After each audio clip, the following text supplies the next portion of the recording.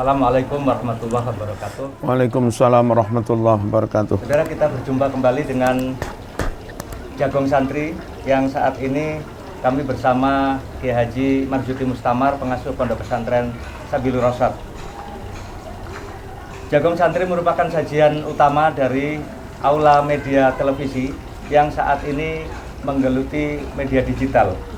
Assalamualaikum warahmatullahi wabarakatuh, Yai. Waalaikumsalam warahmatullahi wabarakatuh. Yai, ini kita mau mau bincang-bincang soal Nahdlatul Ulama dan keumatan, Yai. Okay. Di mana saat ini pandemi COVID-19 ini kan masih menghantui masyarakat secara umum. Karena dibuat menghantui. Ya.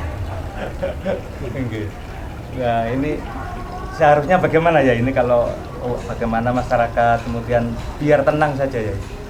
Kalau menurut kami dari pemerintah, petugas seharusnya jujur sejujur-jujurnya, dibuka, disampaikan apa adanya, lalu masyarakat, umat, rakyat diberi edukasi bagaimana dengan keadaan yang aslinya seperti itu, mereka diajak bersikap secara proporsional, ya, tidak lebih tidak kurang.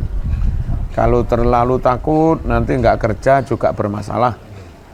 Kalau terlalu sembrono sampai banyak yang jatuh sakit juga bermasalah. Okay. Nah, ini di pesantren ini kan sebagian sudah mulai memasuki tahun ajaran, ya. Okay. Nah, kemudian pendidikan umum di lingkungan pesantren juga yang terkait dengan tahun ajaran baru ini sudah dimulai. Bagaimana sejauh ini kebijakan dari para pemimpin umat di lingkungan NU, ya? Dari dulu kalau pandangan NU itu tadi realistis, berarti objektif kan, lalu sakmadio, proporsional dan kondisional. Pondok yang sangat besar, santri berjubel, kemudian mereka datang dari berbagai kota, daerah, datang banyak dari luar negeri juga. Tentu kompleksitas permasalahan menyangkut penyakit, COVID, nggak sama dengan pesantren yang middle ke bawah, dengan santri paling 500, 200, apalagi kadang yang di sobisan santri ini 50. Mereka nggak dari mana-mana, ya dari kampung situ dan kampung sebelah. Nah, situasi beda, kerawanannya beda, kompleksitas penyakit, problem juga beda. Maka silahkan masing-masing kiai pengasuh mengambil kebijakan yang sesuai dengan kondisi masing-masing. Yeah. Saudara, Kiai Haji Marzuki Mustamar ini ketua pengurus wilayah Nahdlatul Ulama, dan kita akan melanjutkan dengan pembahasan soal aktivitas di Nahdlatul Ulama. Nah, ini apa ada pengaruh ya dalam kondisi pandemi begini aktivitas di NU saat ini, bisa dijelaskan? Ya, itu tadi kondisional, proporsional. Satu sisi kita ingin organisasi tetap jalan, tapi di sisi lain kita juga wajib memprotek, mengamankan masyayikh sepuh yang rentan. Ya, sehingga kalau sekiranya pengurus yang muda-muda sehat datang ke kantor aman-aman saja, ya mereka datang ngumpul rapat.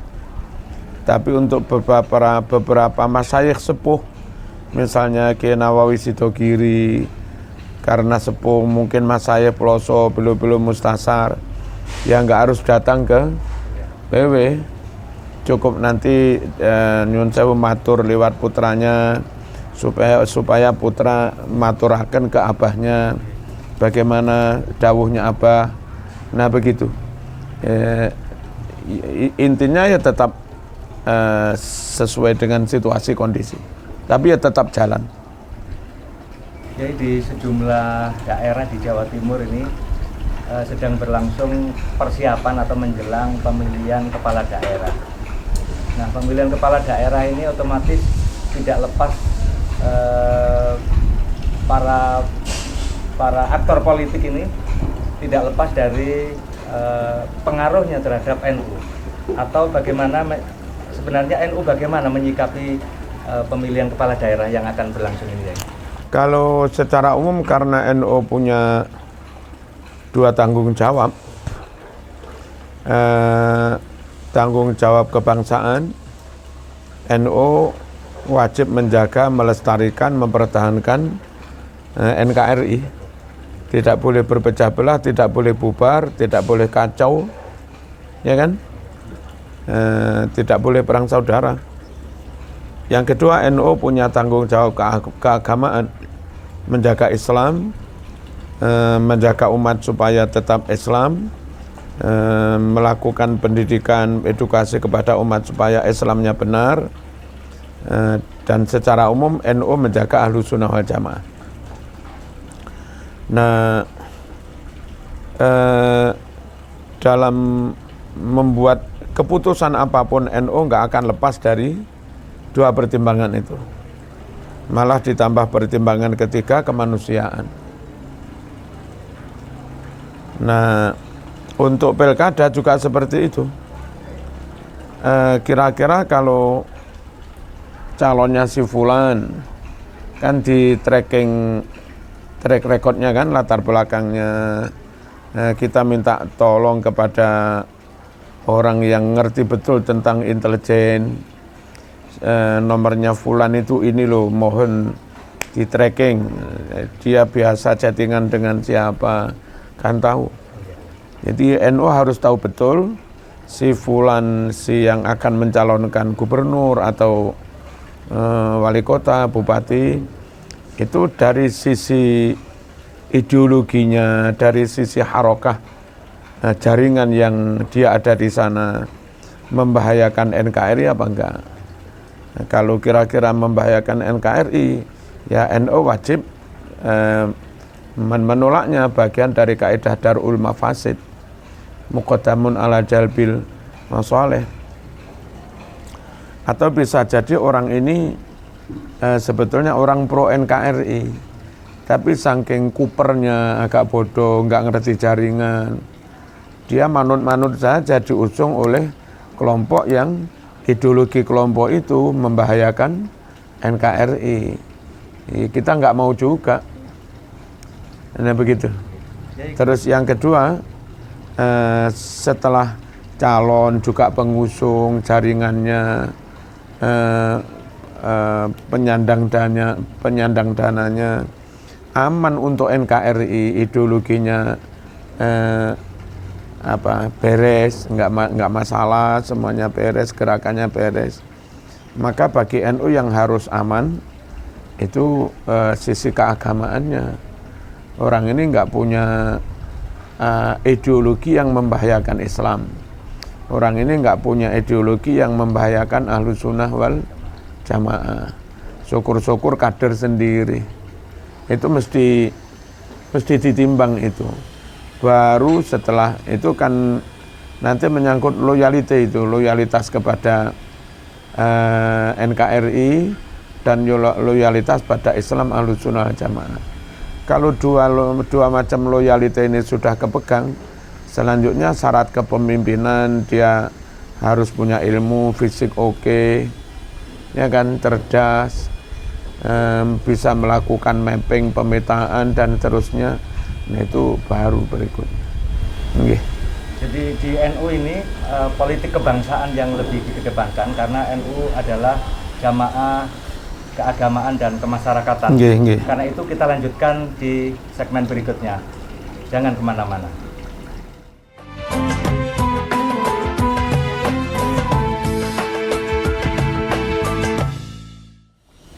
Saudara, masih bersama kami Jagong Santri AMTB bersama Kiai Marzuki Mustamar, Ketua Pengurus Wilayah Nahdlatul Ulama Provinsi Jawa Timur. Jadi tadi kita bicara soal politik kebangsaan. Tetapi kenyataannya warga NU ini kan mayoritas di Jawa Timur dan banyak kadernya itu tersebar di berbagai partai politik. Nah, untuk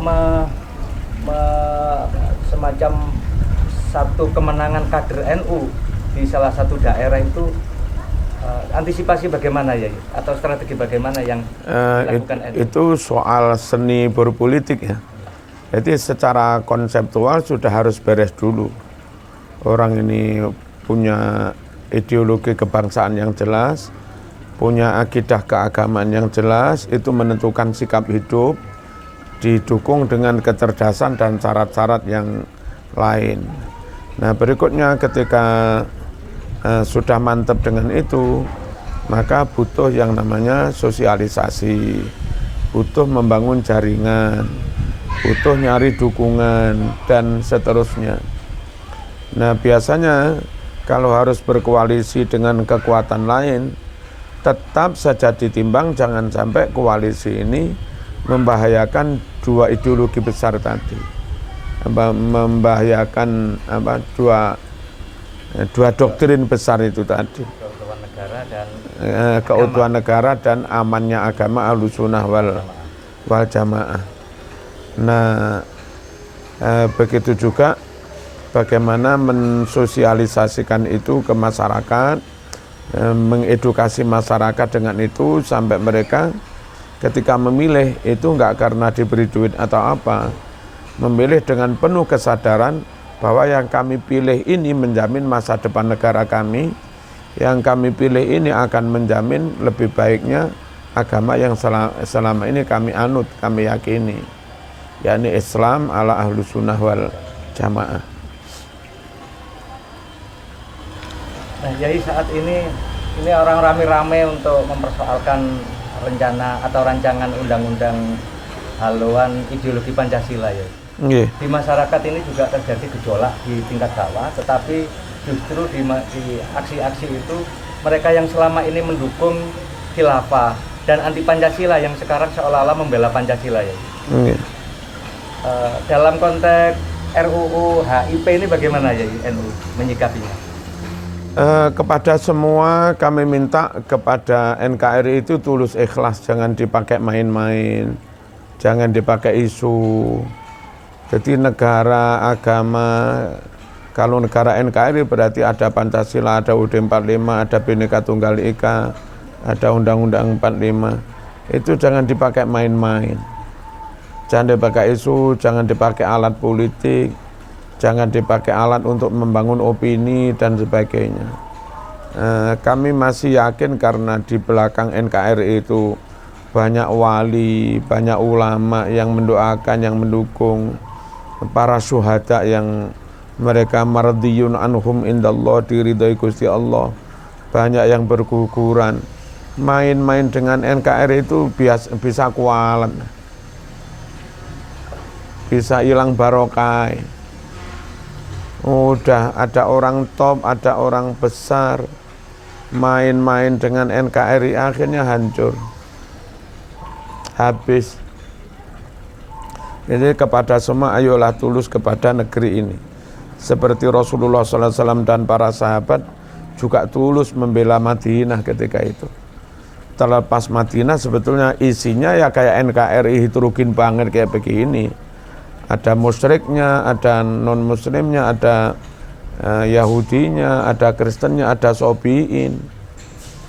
Tanpa memandang itu ada, Nabi dan sahabat tulus membela negaranya, menjaga negaranya. Yang kedua, kepada masyarakat umum, jangan gampang-gampang ikut arus. Meskipun judul itu api, isu yang diangkat itu api, ya, kalau yang angkat orang yang tidak baik ya jangan diikuti. Ada orang nyun sewu, jelas-jelas dari track recordnya, dari gelagatnya orang ini mau main mata dengan istri sampean, mau ngambil istri sampean. Ya, terus dia datang bertamu baik-baik, assalamualaikum warahmatullahi wabarakatuh, sungkem dengan sampean, diambung tanganmu, ini kok kagem jenengan, ki amal kulo 1 juta. Oh api, tapi kan api dalam rangka sama neng buri, sama menit bojomu hilang di gondol. Ya, jadi pura-pura mengajak kebaikan, tapi oleh orang yang tidak baik. Apalagi jelas-jelas kalau dilihat ideologinya, kelompoknya, jaringannya enggak cocok dengan yang diomongkan, yang diopinikan, yang digembar-gemborkan. Ya mestinya masyarakat, umat harus cerdas lah. Itu perlu diikuti apa enggak. Dan kalau sudah tahu begitu tetap saja kamu ikuti, ya berarti kamu ya seperti mereka juga. Sehingga kalau akhirnya ada kiai-kiai kurang simpatik pada sampean, ya sampean jangan nyalahkan kiainya. Karena ternyata menurut penilaian kiai sampean bukan bolone kiai. Sampean wis bolone wong aneh-aneh. Ya. Lalu bagi kami kalaupun ada hal-hal gerakan yang dikhawatirkan membahayakan masa depan negara, itu karena real di bawah di kampung kami ya adem-adem saja, nggak ada apa-apa. Hatta di kecamatan kami ya adem-adem saja, nggak ada apa-apa. Di bawah yang adem jangan dipanas-panasi. Kalau memang di Jakarta sana di DPR pusat ada riak-riak agak anget, agak panas, ya ojo dianggap adem aja. Ya kita proporsional kan, kondisional. Yang di bawah tetap adem, ustadz-ustadz, khotib-khotib, mudin-mudin, guru-guru ngaji, pengurus ranting NU, tetap saja ayomi semua. Kalau ada tetangga minta sorokan Quran, ladeni semua. Nggak usah dilihat mereka dulu tahun 65 berafiliasi kemana. Kalau ada tetangga lingkungan, ya kan ngajak bareng-bareng mendirikan masjid, mendirikan tahlilan, yasinan. Ayo kita ayomi, kita bimbing semua, kita guyupi. Nggak usah melihat mereka dulu tahun 65 berafiliasi kemana. Orang mau tobat kok dilok-lok nih. Orang sudah nampak kembali menjadi baik, berproses menjadi baik, kok tetap saja dimusuhi, ya kan? Yang di bawah tetap bimbing semua, tetap mengguyupi semua, jangan sampai masyarakat awam, masyarakat abang itu jadi membenci Islam, membenci ulama, membenci masjid, membenci TPQ, membenci NU, jangan. Perkara ada 1-2 tokoh yang katanya akan membuat gerakan yang dikhawatirkan bisa membahayakan RI, karena tokoh itu tokoh elit, ya biar diatasi yang kaum elit. Dan kita masih bisa mempercayakan itu. Kalau di Jawa Timur misalnya, kita mohonkan kepada Anwar Iskandar yang dawuh, kita mohonkan kepada Prof. Ali Masan yang dawuh, Prof. Muzaki yang dawuh, membantu mengkomunikasikan itu dengan Jakarta. Jakarta nanti yang dawuh Pak Mahfud MD, kemudian juga Pak As'ad Ali, kemudian ada Pak Yerobikin, ada Ye Ma'ruf Amin, dan Ye Miftah juga. Udah yang sana biar diurus itu untuk lobi-lobi atas. Nah yang bawah tetap Jumatan, tetap tahlilan, tetap genduren. Jangan sampai orang awam itu lepas jadi membenci kepada Islam, membenci masjid, jangan. Walau kunta faddan ghalidhal qalbi lang faddu min haulik. Muhammad, kalau kamu keras pada mereka, lari mereka. Eman. Lari itu yang kita takut malah keluar dari Islam ikut agama lain. Lari malah memusuhi kiai, bahaya. Ya. Ya ini kalangan milenial ini kan kurang begitu memahami sejarah NU. Sementara NU berjuang itu bukan hanya ketika sudah merdeka, tapi jauh sebelum Indonesia merdeka itu sudah ada. Dan sebelum NU berdiri, tokoh-tokoh yang sejatinya mereka sepikiran dengan NU hanya belum dilabeli NU gitu aja. Mereka juga sudah berjuang. Orang kayak Diponegoro dan murid-muridnya, andai ketika itu berdiri NU, mereka NU. Ya. Ini bisa dijelaskan ketika Muktamar 36 di Banjarmasin tahun 36 di Banjarmasin itu NU memutuskan untuk ini Darussalam. Darussalam bukan Darul Islam. Bisa dijelaskan ya? Pertama, sekali lagi Kiai itu rasional, Kiai itu realistis, Kiai itu proporsional. Nah, kalau melihat realitas Indonesia, nggak mungkin mengusir penjajah hanya mengandalkan kekuatan satu suku.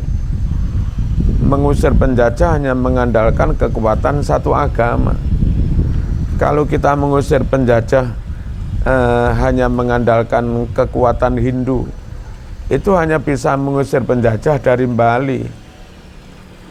Kalau kita mengusir penjajah hanya mengandalkan kekuatan Katolik, itu hanya bisa mengusir penjajah dari NTT. Karena mayoritas di sana. Kalau kita mengusir penjajah mengandalkan Islam, kita bisa mengusir penjajah dari Jawa, Bali, Sumatera, sebagian Kalimantan, sebagian Sulawesi, Halmahera nggak bisa. Padahal maunya kita itu kalau terbebas dari penjajah ya semua, mulai Sabang sampai Merauke. Nah, karena itulah ini mesti bareng-bareng, gotong royong, sehingga dengan gotong royong untuk negara baru yang akhirnya disebut NKRI itu, orang Bali atas nama anak bangsa ikut punya kesadaran mengusir penjajah, orang NTT atas nama sesama anak bangsa punya kesadaran ikut ngusir penjajah, ya kan? Orang Madura, orang Jawa dan seterusnya seperti itu. Nah, makanya negara ini harus krono diperjuangkan bareng-bareng, harus juga dikelola bareng-bareng, dan kalaupun sakit ya sakit ditanggung bersama, kalaupun ono jajan berkat ya dipurak bersama. Itu loh, makanya namanya Darussalam. Nanti kalau dipaksakan Darul Islam, orang Bali ngambek. Kalau orang Bali ngambek, wis londo usiran dhewe kau. Akhirnya hanya merdeka mulai Banyuwangi ke barat. Itu ya payah juga. Ya. Itu loh. Jadi Darussalam, damai dari semua, oleh semua, untuk semua, rukun dari semua, oleh semua, untuk semua. Saudara, bicara soal Nahdlatul Ulama sangat memberi kontribusi pada berdirinya negara, bahkan para pejuang dan penyusun dan founding father negara ini adalah sejumlah kalangan kiai dan ulama dari Nahdlatul Ulama. Kita akan lanjutkan pembicaraan kita untuk sesi berikutnya. Jangan kemana-mana.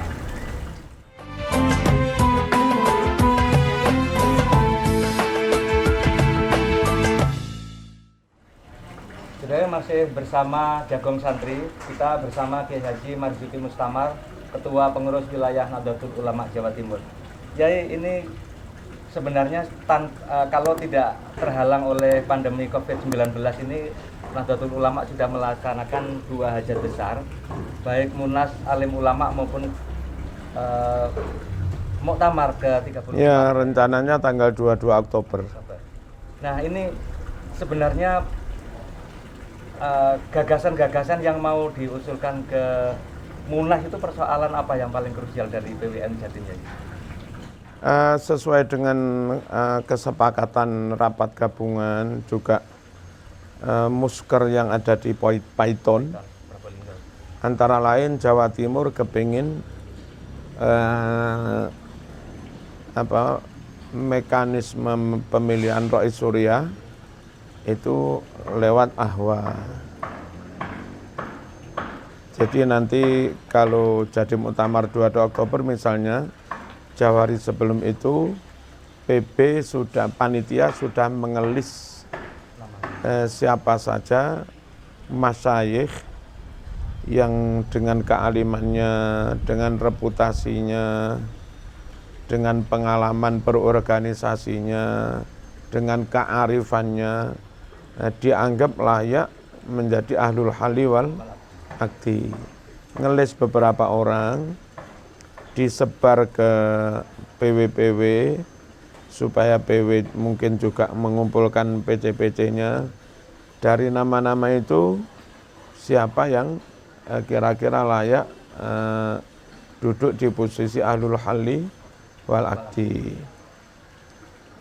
Kalaupun di PW mereka ada orang yang selevel itu, monggo juga mereka menambahkan nama. Nggih. Lalu silahkan mereka nyawang, nyontreng, fulan ini layak, fulan ini layak, fulan ini layak. Nah, nanti ketika muktamar, surat resmi yang berkop PWNU, terus bertanda tangan Rois Surya, Katib, Ketua, Sekretaris, berstempel basah, ya, yang itu ada nama-nama calon ahlul halli wal aqdi yang sudah dicontreng, dibawa ke muktamar, dan ketika sudah tahap akan pemilihan, itu ditabulasi, dihitung mana masyayikh yang di list tadi yang mendapat dukungan paling banyak. 9 nama teratas nanti duduk sebagai anggota ahlul halli wal aqdi yang tugasnya rapat, musyawarah, syukur musyawarah mufakat, menentukan rois amnya siapa. Nanti kalau rois am sudah dipilih oleh ahlul halli wal aqdi, diumumkan ke forum muktamar, yang terpilih fulan. Nah, maunya kita untuk pemilihan calon ketum itu kita enggak memberangus haknya muktamirin sama sekali. Kita juga enggak menyerahkan penentuan siapa ketumnya full kepada muktamirin sama sekali. Yang dirapatkan di PW seperti itu. Bagaimana? Mirip-mirip seperti pilihan rektor. Jadi muktamirin dipersilahkan memilih siapa tokoh-tokoh NU nasional yang layak menjadi calon ketua umum. Ya, di Indonesia ada Gus Yahya, di Jawa Tengah mungkin juga ada Gus Yusuf. Yang muda lagi di Jawa Tengah ada Gus Baha. Yang dari Jawa Timur ada Pak Robikin, sekarang sudah di PBNU dan segala macamnya. Nah, tiga tokoh, 3 calon yang mendapat suara terbanyak yang dipilih oleh muktamirin itu dihaturkan kepada forum tinggi yang di situ ada rois am terpilih dan ada anggota ahlul halli wal aqdi. Menika 3 nama, musyawarah lah rois am terpilih, harus melibatkan rois am karena dia nanti akan mendampingi rois am ini. Biar dia harus diberi hak untuk milih mana dari 3 nama itu yang paling serek. Tapi juga enggak bisa semena-mena, ada ahlul halli wal aqdi yang juga harus aktif ikut menentukan, ikut memberi masukan. Maunya Jawa Timur seperti itu. Jadi ada kan dari Jatim itu yang untuk menjagokan figur tertentu ya? Oh, sampai sekarang belum. Nggih. Kalau keinginan masyayikh si Kiai Fulan untuk dicalonkan rois sudah disebut, tapi tidak untuk dipublikasikan. Okay. Kalau dua-duanya ngotot diusung dari Jatim, beberapa kiai khawatir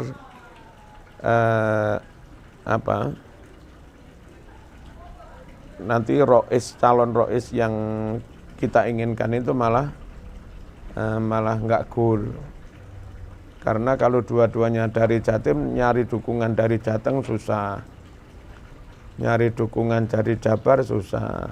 Kalau dua-duanya kok Jatim semua. Tapi kalau misalnya berbagi calon roisnya dari Jatim, misalnya calon ketumnya dari Jateng atau Jabar atau mana, nah ayo bareng-bareng lah cari suara, itu masih mungkin. Terkecuali kalau misalnya PW Jawa Timur hanya mengusung calon rois, tahu-tahu Muktamirin itu misalnya menyuarakan ya Ali Hasan Musa, tapi bukan atas ngototnya NU Jawa Timur, itu memang full kemauan Muktamirin. Nggih monggo. Nggih. Ya, yang soal program ini, karena tantangan NU 1 abad ini kan menjelang 1 abad kan sangat berat ya. Artinya 1 abad pertama ini sudah mengegulkan bahwa Indonesia merdeka sampai mengisi kemerdekaan dengan berbagai eksistensi NU diakui masyarakat, baik pelayanan dakwah di bidang pendidikan, kesehatan dan perekonomian.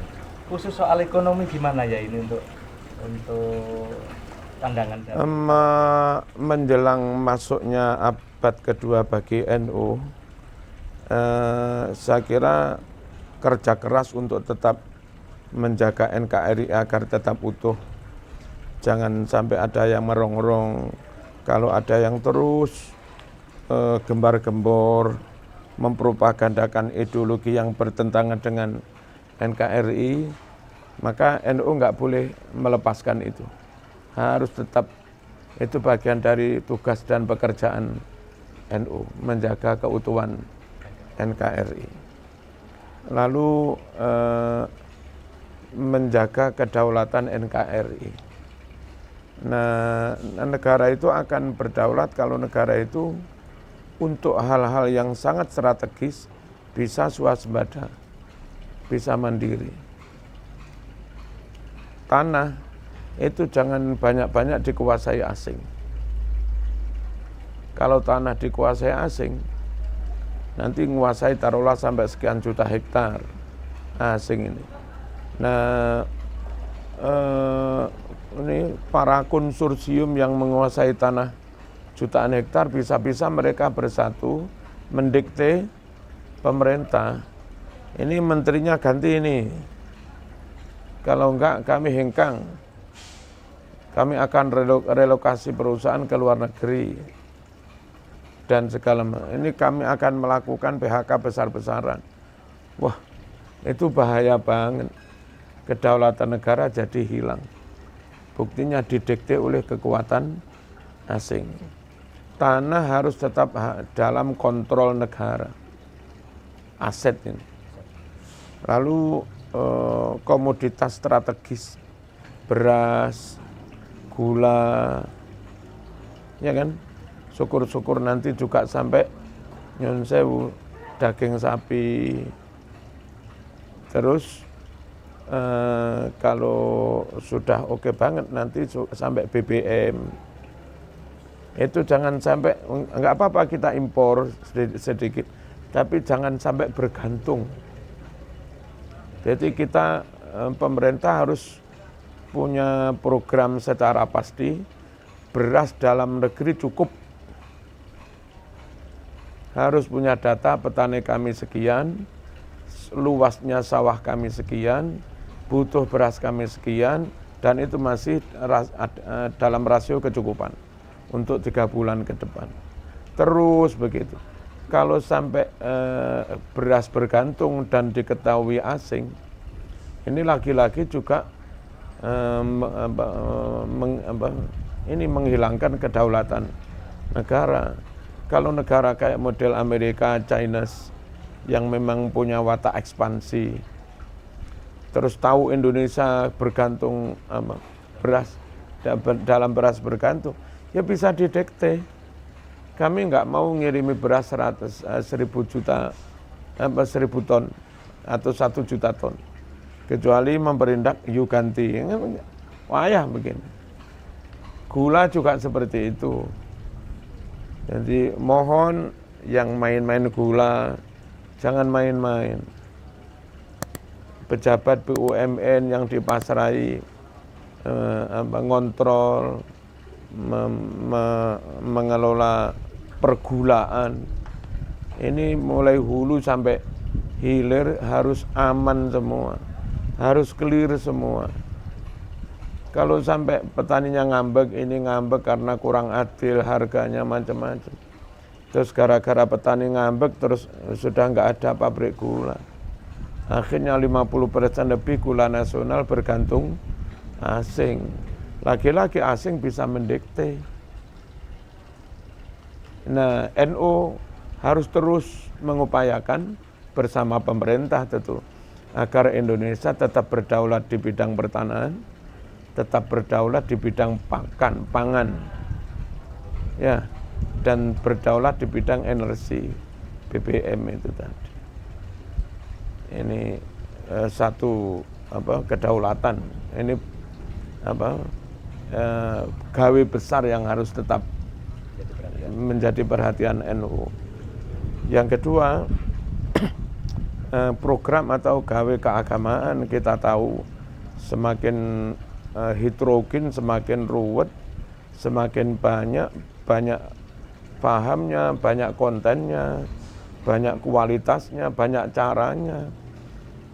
Yang macam-macam, yang kitab dipalsukan, kitab diselewengkan, terus disebar seluas-luasnya konten yang merusak agama. Itu pekerjaan NU juga untuk tetap menjaga as-shalah dan takamuliyah, menjaga orisinilitas dan keutuhan ajaran Islam. Utuh nggak orisinil salah, orisinil tapi nggak utuh juga salah, ditambah-tambahi dikurangi juga salah. Nah, lalu terkait dengan SDM, karena tantangan semakin berat, tanah juga semakin sempit, penduduk semakin banyak, persaingan semakin ketat, maka NU bersama elemen bangsa yang lain harus tetap melakukan mengedukasi warganya sampai warga ini cerdas, tangguh, sekiranya mampu hidup di zamannya. Jadi mereka nanti akan menjadi warga yang punya kesadaran bela negara, menjadi warga yang punya kemampuan dan kesadaran bela akidah dan agamanya, dan memang punya kemampuan ekonomi, kemampuan ilmu, kemampuan jaringan, yang dengan itu mereka bisa memperjuangkan itu semua. Minimal memperjuangkan hidup dia dan keluarganya bisa. Jangan sampai kita NU ini punya umat, makan saja susah, bikin rumah nggak bisa, sementara elemen yang lain bisa. Mestinya kalau ada orang lain bisa, kita harus lebih bisa. Itu harus, itu berarti menyangkut ekonomi,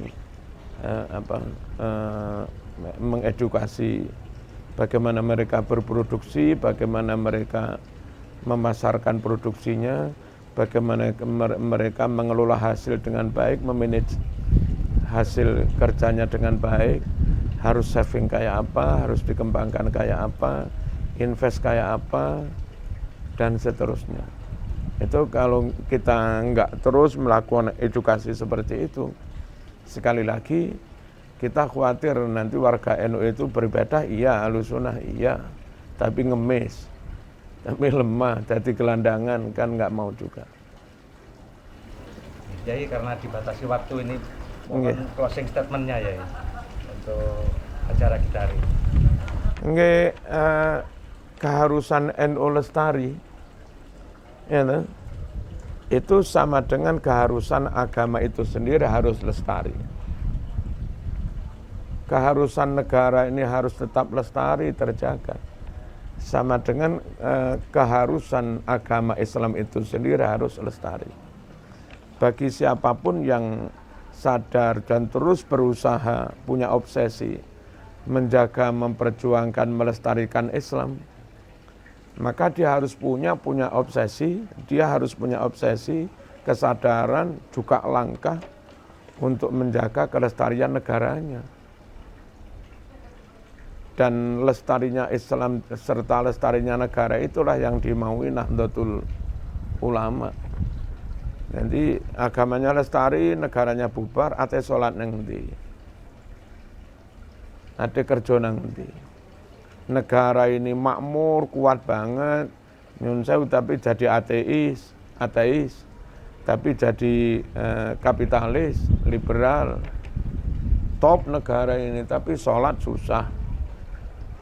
Neng mall-mall gak ono musola, neng terminal gak ono musola, neng pabrik gak ono musola, juga untuk apa? Ya, okay.